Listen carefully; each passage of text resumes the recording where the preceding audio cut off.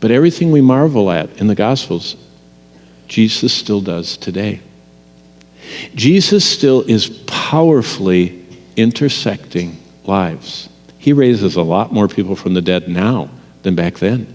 He only had 30-some recorded miracles. Now he's constantly raising us from being dead in our trespasses and sin and making us alive in him. But let me ask you this. When you think about Christ, think about how Mary knew him.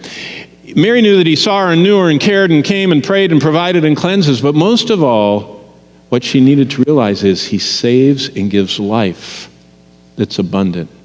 Now I'm going to go through the checklist of salvation. These are the things that going through the door triggers in your life. It's kind of like when you go to the doctor, and they look for signs of life, and also signs of death. Because if our body is dying and it's dying too rapidly, they try and stifle that rapid death.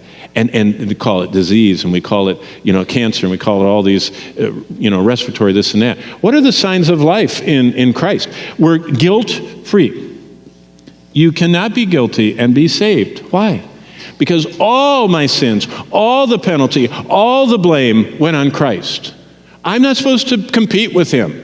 See, religion says you gotta, suffer a little longer. In fact, the biggest religion says you're not just going to suffer here, you're going to go there and suffer and kind of bake off all the bad stuff that you still haven't, because Jesus is not seen as having paid for everything. If you truly understand the gospel, you are guilt-free.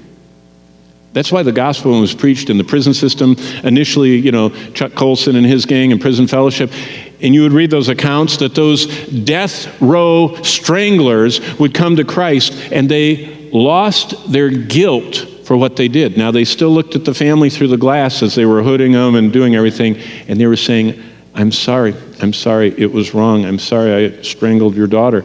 But Jesus was treated by God like he strangled your daughter. And they were guilt-free.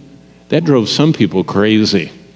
They almost didn't like these people getting saved because they died on death row glowing with hope, guilt-free, anxiety-free. Let me ask you this. Do the people that see you in line at Walgreens see you as anxiety-free? Do the people that see you at work think of you as extraordinarily guilt-free, anxiety-free, and hope-filled? I was just talking with someone that we knew from years past, and they live in the middle of the oil patch, and one of the titan multi-billion-dollar corporations there is folding up and leaving town and laying off in its wake thousands. Did you know in that town, in the unemployment line and everywhere else should be hope-filled, anxiety-free, guilt-free, love-filled, abundantly joy-filled, overflowing with peace, no matter what is happening, Christians. Because they went through the door and they know Jesus Christ. And they know that this isn't all there is. And that Jesus Christ came to set us free from the bondage of death and sin and guilt and defilement.